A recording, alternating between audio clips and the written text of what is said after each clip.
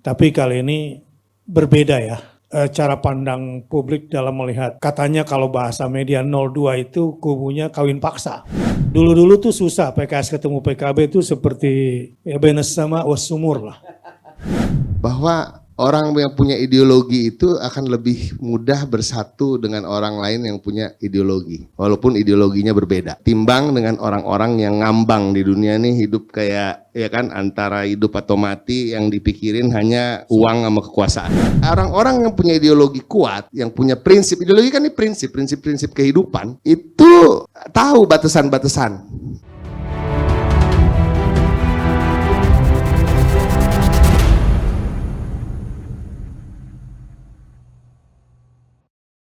Alhamdulillah wa syukurillah wa salatu wassalamu ala rasulillah wa la hawla wa la quwwata illa billah. Temanya memang menarik sih. Koalisi melawan tiran, ya, togo. Dan hadir pada malam hari ini Mas Ciko Hakim. Ini sebetulnya salam. Ini pendiri PAN. Ya, dari awal sama Pak Amin, kemudian sekarang berada di PDIP. Kalau di samping saya namanya Al-Ma'ruf. La yahtaj ila ta'rif. Ya, Bang Mardani Alisera, orang Betawi asli. Assalamualaikum. Waalaikumsalam warahmatullahi wabarakatuh. Langsung saja ya. Saya ingin mulai pada satu kalimat yang ini pemberian besar dari Allah Subhanahu wa Ta'ala untuk bangsa yang besar ini dan berpotensi untuk menjadi negara besar ke depan. Iya betul, dari amin mulainya. Amin artinya harapan gitu kan, berdoa mohon dikabulkan gitu.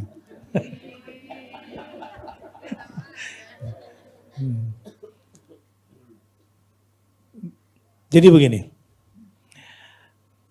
ketika bersatunya Islam tradisional dengan modernis, tradisional dan modernis, itu pemberian besar dari Allah Subhanahu wa Ta'ala. Dan ini yang selama ini dianggap mustahil bisa bersatu. Tapi kali ini berbeda ya, cara pandang publik dalam melihat. Katanya kalau bahasa media 02 itu kubunya kawin paksa.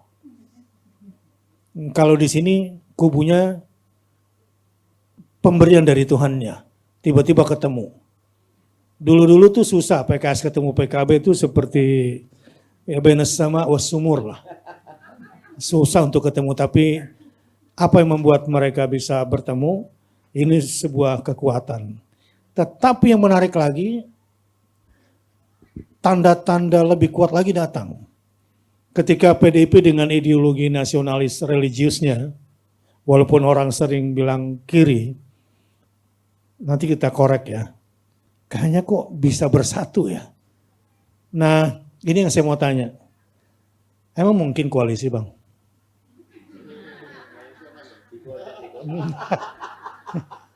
Emang mungkin gitu, jangan-jangan cuma elitnya doang gitu kan ngomong. Kita mau dengar nih. Bismillahirrahmanirrahim. Jadi soal mungkin nggak mungkin, semua yang berada di bawah matahari katanya semuanya mungkin. Seperti semua yang di bawah matahari itu nggak ada yang baru. Artinya nggak ada yang baru kan juga sesuatu yang tidak pernah terjadi. Ya, kita ingat dulu sebelum 1945 memerdekakan bangsa ini kan dari berbagai macam ideologi. Ya kan. Ketika merumuskan Undang-Undang Dasar Republik Indonesia, termasuk ideologi kita dan lain-lain, itu juga duduk bareng semua.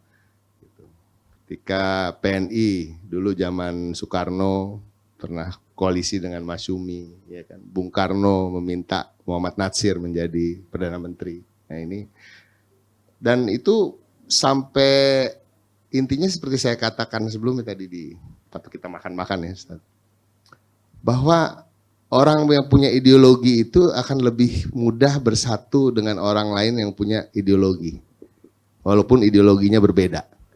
ketimbang dengan orang-orang yang ngambang di dunia ini hidup kayak ya kan antara hidup atau mati yang dipikirin hanya uang sama kekuasaan. Oh gitu, termasuk sembako. Gitu. Termasuk sembako. Ya itulah salah satunya. Saya kasih contoh aja. Kita bicara soal Palestina hari-hari ini. Ya. Siapa sih yang pro Palestina?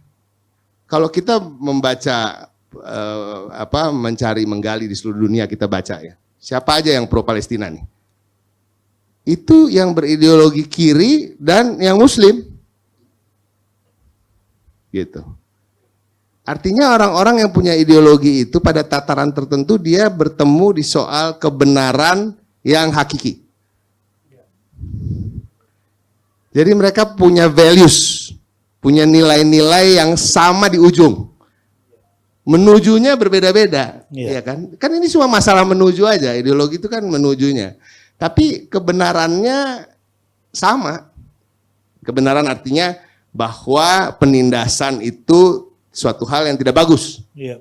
Terlepas dari kita dapat keuntungan dari situ apa tidak. Nah, orang yang nggak punya ideologi, yang dia lihat adalah keuntungannya buat dia.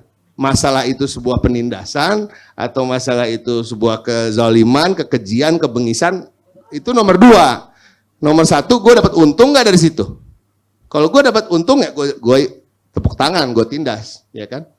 Gue ikut. Gitu. Tapi orang-orang yang punya ideologi kuat, yang punya prinsip, ideologi kan ini prinsip kehidupan, itu tahu batasan-batasan. Nah ini yang kemarin saya di ILC saya bahas nih, ya, ini akhirnya melenceng-melenceng kembalinya juga ke Pak Jokowi juga akhirnya. Masalah values, karena di malam tuh ada pertanyaan Pak. Bukan pertanyaan sebenarnya, Muhammad Kodari ini kan orang grup Istana lah dia. Dia bilang bahwa Pak Jokowi ini hebat, dia melakukan hal-hal yang nggak terpikir sama orang, dia pinter dan lain-lain. Terakhir saya yang dapat kesempatan bicara, saya bilang itu bukan hebat, itu karena hal-hal yang terpikir oleh dia tidak terpikir oleh orang-orang seperti saya dan Ustadz Mardani. Iya kan? Karena kita apa? Punya malu. Oh. Iya kan? Punya malu, punya batasan. Orang tua kita udah pernah ngajarin gitu. Terlepas kita belajar ngaji apa enggak gitu ya. Ini kedua. Tapi kan ada ajaran-ajaran. Insting lah ya. Tadi malam itu juga ngebahas soal ya values lah. Artinya saya selalu merasa orang-orang yang punya prinsip, orang-orang yang punya prinsip apapun itu, pada ujungnya ada pertemuan di soal benar dan salahnya. Benar yang ekstrim dan salah yang ekstrim itu sama buat orang-orang berideologi. Iya. Nah, buat orang-orang yang nggak berideologi, yang ngambang, benar salahnya itu ditentukan oleh cuan. Fulus. Cuan aja. Kalau nggak ada untungnya buat gua, yang benar gua bilang salah. Iya. Yang salah gua bilang benar. Tapi itu intinya itu aja sih. Jadi apakah mungkin, sangat mungkin, dan dalam sejarah kita bisa melihat di Indonesia itu pernah terjadi, dan nama-nama besar itu selalu kita ingat. Ya, sejarah sudah membuktikan ya. Sejarah sudah membuktikan. Itu dulu, kalau hari ini mungkin nggak Bang? Mungkin. 3 alasannya. Bantuin Ciko 3. Jadi sebelum Amin, ya. Amin kan baca Al-Ikhlas 3 kali. Al-Ikhlas 3 kali dulu ya. Alasan pertama, mereka yang ke politik itu punya kecenderungan lebih rasional. Iya. Yang ke politik. Jadi ekstrem kiri, ekstrem kanan akan termoderasi. Iya. Akan gimana membangun bangsa itu tidak mudah. Iya. Dan tidak bisa sendiri. Iya. Karena itu perlu teman seperjuangan yang basisnya nilai. Yang kedua, di Indonesia itu saya pernah waktu pemilu 2019 tuh, kan kita udah gerakan ganti presiden itu. Iya. Terus PKS nggak menang gitu. Iya. Beberapa teman di Timur Tengah tuh, ente aman nggak hidupnya? Aman aja dia bilang. Iya. Karena kalau buat mereka di Timur Tengah ketika pemilu kalah, habis. Selesai hidupnya gitu loh. Iya. Indonesia tidak seperti itu. Kita ada nilai gotong royong. Jadi boleh punya pertentangan pikiran atau pertentangan politik, tapi sikap guyup dan gotong royong itu ada. Jadi dua dasar ini memungkinkan. Satu, yang ketiga, saya melihat sikap Ibu Megawati Soekarno Putri. Ya. Bu Mega itu tidak bicara berkoar-koar bahwa nasionalis dan agamis harus bersatu, tapi sudah membuktikan sejak era reformasi Bu Mega itu kalau mencari calon wakil presiden selalu dicari yang berlatar belakang Nahdlatul Ulama atau representasi dari kelompok Islamis gitu lah. Bu Mega ketika maju ngajaknya Ki Haji Hashim Muzadi. Ya. Ketika Pak Jokowi periode pertama Pak Yusuf Kalla, Surya NU. Periode kedua Pak Jokowi Kiai Ma'ruf, Nahdlatul Ulama.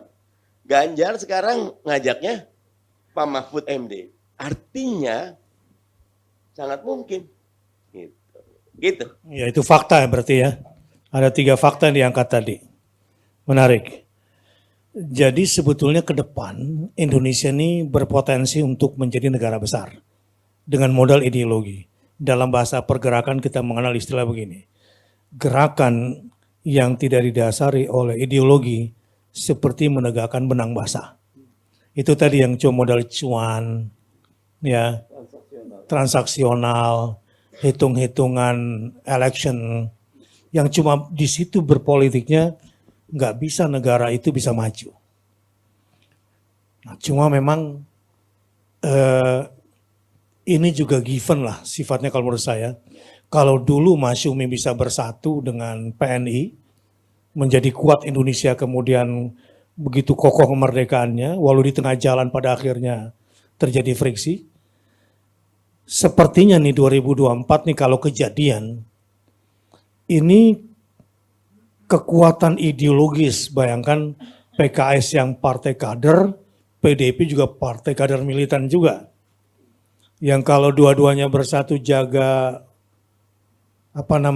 kotak-kotak suara, wah kuat itu. Ditambah lagi PKB juga partai kader gitu. Ada bumbu Nasdem lah di situ.